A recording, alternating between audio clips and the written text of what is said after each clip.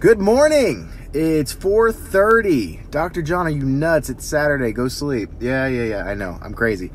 Had to drop the in-laws off for a flight this morning, and it started me thinking on my drive back, wow, this would be a great time to talk about sleep because I'm tired.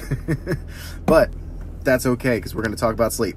So, sleep and the effects of sleep deprivation. Are you getting enough sleep? Well, there's some really easy ways to know if you're getting enough sleep because of the signs that start showing up. The number one thing that you'll start experiencing is tired. You're tired. It's super easy. You know you're not getting enough sleep. This isn't rocket science. It's pretty simple stuff. You feel groggy. You need that cup of coffee to get you going in the morning. These are things that we kind of take for granted because we're addicted to coffee, but there's so many more reasons why you need to get more sleep than you are than just feeling tired, being cranky, being irritable. The number one thing is it leads to accidents. They did a study that said it was some crazy statistic, and I'm not going to throw out a number in case I'm wrong, so I'm just going to say, look it up if you're interested. A crazy number of driving accidents, motor vehicle accidents, and workplace accidents occur partly due to the person involved, the person at fault, being sleep deprived.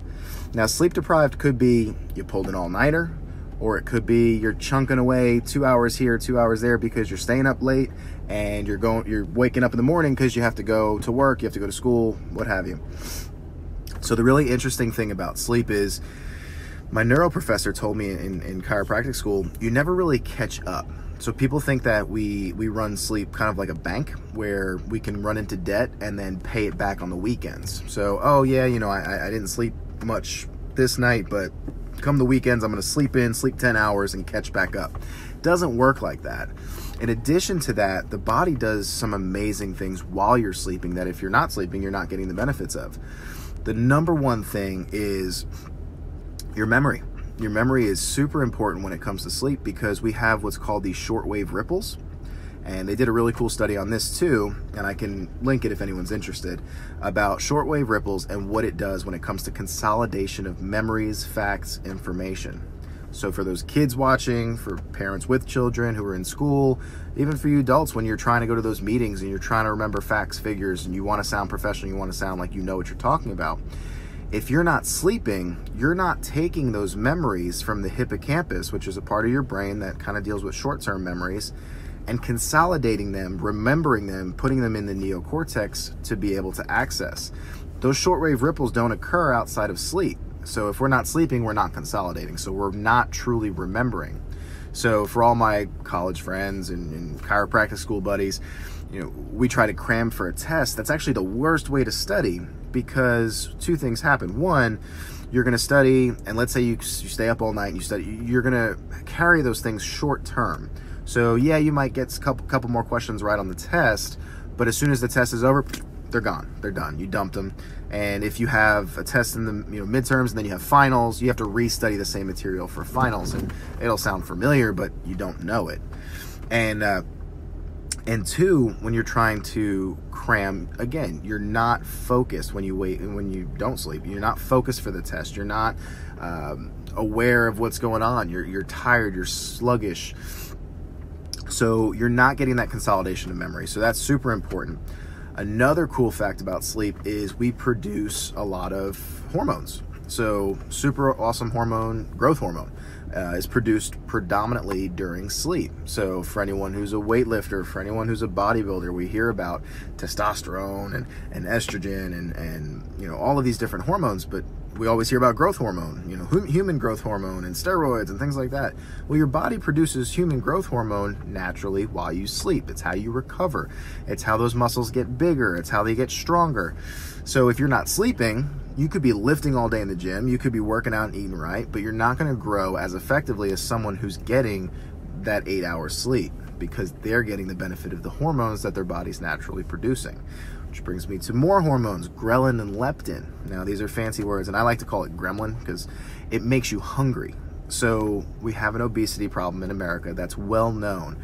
But even for people who just have a little bit of flab in the midsection they want to get rid of, they can't figure it out because, like I said, they go to the gym, they exercise, they eat right. What's going on? So ghrelin is responsible for making you feel like you're hungry, and it affects your brain, makes your stomach growl. It's like a little gremlin, and it makes you think you're hungry even if your body is physiologically not hungry. It's not in need of nutrients. Whereas leptin gives us that feeling of fullness, satiety. We don't need to eat. So studies have shown when we don't sleep enough, leptin levels decrease and ghrelin levels rise. So we obviously don't want gremlins trying to get us to eat more when we don't need to eat more. So hormones, super, super crucial that you get enough sleep. The next thing is they've linked lack of sleep to so many different health issues, whether it's stroke, diabetes, high blood pressure, depression. Depression is tied with sleep. And there's a lot of cool research, and I won't bog you down with details, but these are all things that are affected by sleep or lack thereof. Another big one, and this is partly due to the hormones as well, is libido. For all of the adults out there, yes, your libido can be affected, and that's sex drive, in case people didn't know that. Oh, hang on, I lost you guys. I'm trying to do this in the car, and I actually made this video driving back from the airport, and I had it on my mount, and everything was great, and for some reason the audio cut out several times. So sorry about dropping you guys, didn't mean to. Or was I? Yes. So sex drive, it's gonna drop because those hormone levels are affected. And some really cool things, and that was kind of the last point that I really wanted to hit on. Some really cool things that I looked up while researching sleep and the effects of sleep deprivation.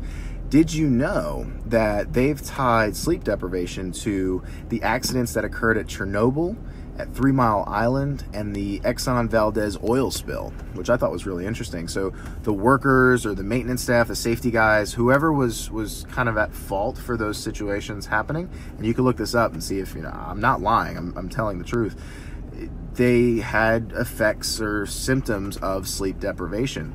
So it's not just that you feel groggy, it's not that you just feel cranky.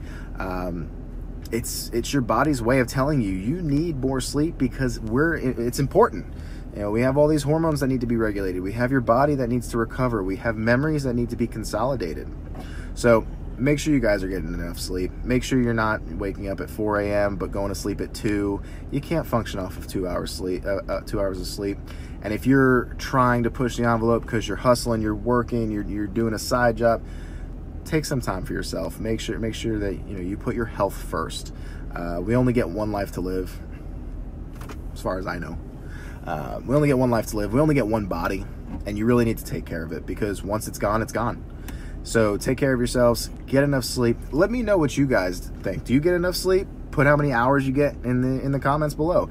Are you getting enough? Do you know you're not getting enough? What kind of things do you start to notice when you don't get enough sleep? Are you just cranky and grumpy?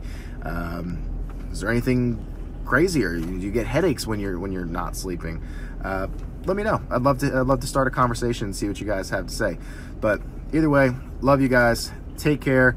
We're gonna start doing these more often. I mean, I know it's not the best quality being in the car and everything, but it's when I do some really good thinking, and it's when thoughts start popping into my head. So I really want to give you guys that information while it's fresh and kind of teeming while I'm excited in the mornings.